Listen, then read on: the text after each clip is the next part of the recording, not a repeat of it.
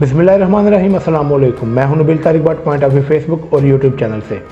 बगावत पर उकसाने के मुकदमे पर शहबाज गिल को रिहा कर दिया गया है।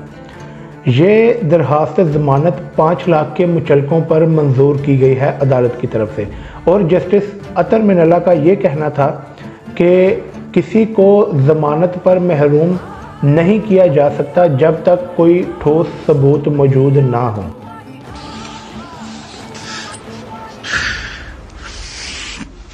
जैसा कि मैंने आपको लास्ट वीडियो में भी कहा, इससे पहले वाली आप जाके वो देख भी सकते हैं कि किस वजह से अब आपको सारे मामला इन चंद दिनों में ठीक होते हुए नजर आएंगे 20-21 तारीख से पहले तक। जल्दी है बाबा।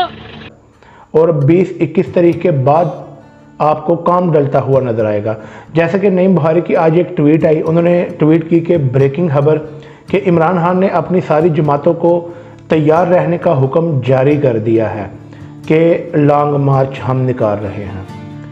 ज़राए के मुताबिक 20 से ऊपर की डेट है और 25 से नीचे की डेट है। 20 और 25 के बीच में कहीं लॉन्ग मार्च का ऐलान ये करेंगे। कल 1.25 लाख है। इसके अलावा पटवारियों की जानिब और बेकारियों की जानिब इनका जो मीडिया सेल है जैली, जो ये उल्टे सीधे काम करते हैं, वो मैं आगे बताता हूँ कि इन्होंने और कौन सी गेमें डाली। एक गेम ये अभी ये डाल रहे हैं इस टाइम जब मैं ये रिकॉर्ड कर रहा हूँ कि इन्होंने रिपोर्ट जारी करना और रीट्वीट और ट्वीट करना जारी कर दी हैं बड़ी तेज़ी से कि परवेज़ लाई पंजाब जो हैं, पंजाब के वज़ीर आला परवेज़ लाई ये इस्तीफ़ा देने जा रहे हैं शुजात हुसैन से मिलने के बाद। तो ये बेबुनियाद रिपोर्ट है, फजूल है, फेक न्यूज़ है।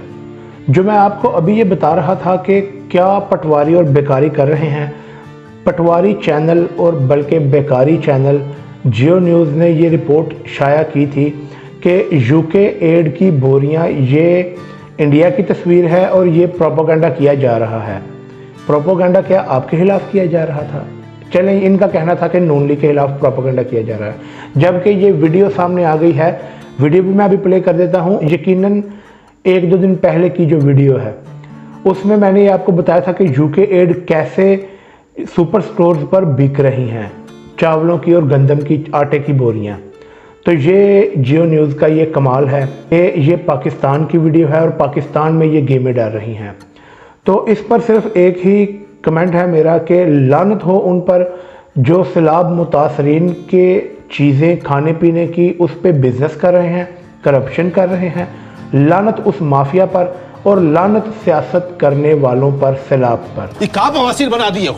और जब बात होती है बेकारियों की और पटवारियों की, तो शहबाज शरीफ पीछे कैसे रह सकते हैं? उनका आगे आना लाजम है क्योंकि बैगर्स कांट बी चूज़र।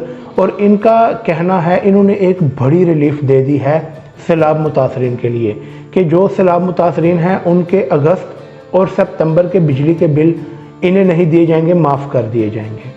यही नहीं, अभी और सुनिए। तो मेरी जान, अगस्त में तो सैलाब आया, अगस्त से पहले का सैलाब आया हुआ है।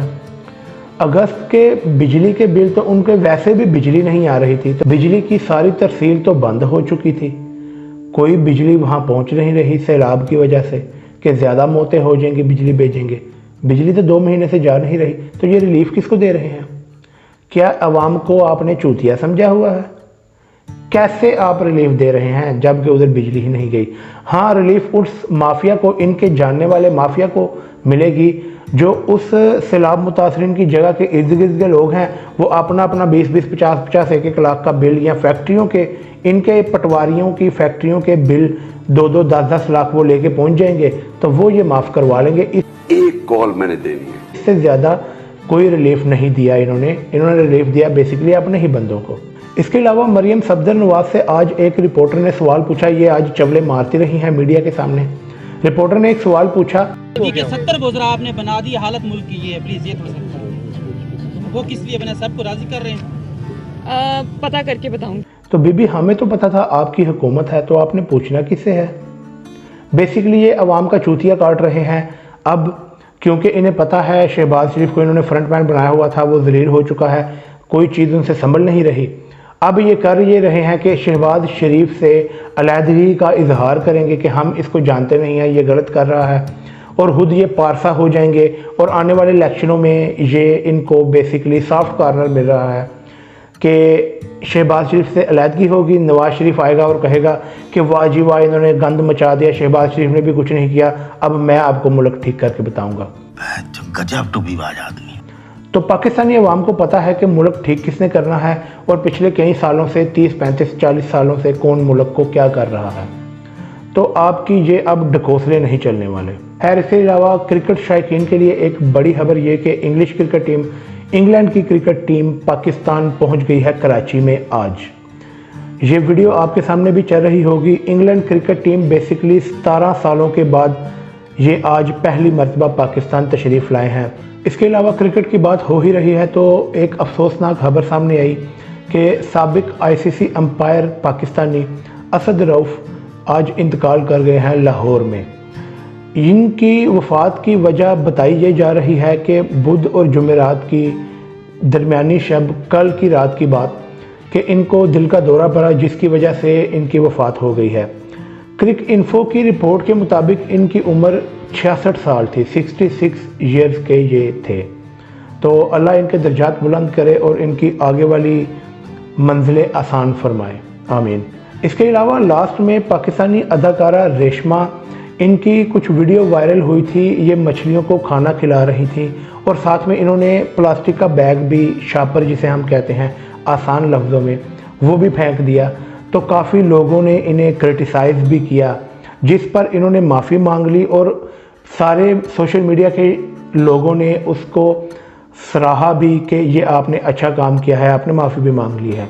इससे कबल रेशमा की खुद पर तनकीद करते हुए और तंज करते हुए लोगों को कुछ ट्वीट था कि क्या हाँ, पाकिस्तान की और इस दुनिया की सारी आलूदगी की ज़िम्मेदार मैं ही हूँ।